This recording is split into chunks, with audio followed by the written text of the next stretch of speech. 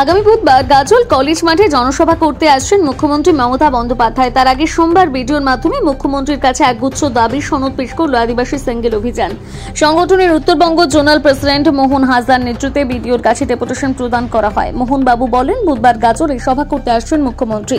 আমাদের সংগঠনের পক্ষ থেকে সুনির্দিষ্ট কিছু দাবি ভিডিওর মাধ্যমে আমরা মুখ্যমন্ত্রীর কাছে পেশ করলাম। আমাদের মূল দাবি সাঁওতালি ভাষার পঠন পাঠনের জন্য পৃথক সাঁওতালি বোর্ড গঠন করতে হবে।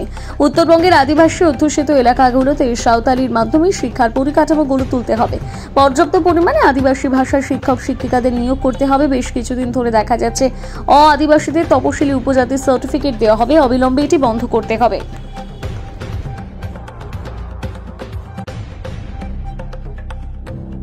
সিঙ্গেল অভিযানের পক্ষ থেকে উত্তরবঙ্গ জুড়ে আজকে আমাদের ডিএম মারফত ভিডিও মারফত মুখ্যমন্ত্রীর কাছে আমরা মেমোরেন্ডাম পেশ করছি।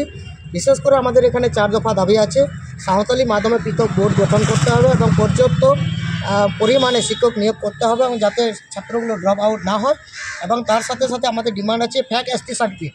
এখানে ফ্যাক এসটি সার্টিফিকেট আমাদের অধিকার আছে, সমাজের অধিকার, এবং এখানে নন ট্রাইবেল তারা সার্টিফিকেট পাচ্ছে এবং এখানে আদিবাসীদেরকে হত্যা করার সমান নেই এই চক্রান্ত চলতে। তারই প্রতিবাদে আজকে আমরা এখানে ডিএমের কাছে আমরা ডেপুটেশন দিতে আসছি। এটার সাথে আদিবাসীদের সম্পত্তি নন ট্রাইবেলের কাছে চলে যাচ্ছে এবং সারনা ধর্মের কোর্ট, এই 4 দফা দাবি নিয়ে আজকে ডিএমের কাছে এই ভিডিওর কাছে আমরা স্মারকলিপি প্রদান করছি, যাতে 3 তারিখের প্রোগ্রামে সিএম এই কড়া বার্তা যাতে দেন এবং এটার জন্য তিনি স্টেপ নেন। যদি সিএম স্টেপ না নিতে পারেন তাহলে আদিবাসী সিঙ্গেল অভিযানের পক্ষ থেকে পশ্চিমবাংলা পুনরায় বন্ধ করব। আমার নাম মনাজ দা, আমি আদিবাসী সিঙ্গেল অভিযান উত্তরবঙ্গ জেনারেল প্রেসিডেন্ট। ভিডিওর মারফত সিএমকে আমরা মেমোরেন্ডাম দিচ্ছি 4 দফা দাবি।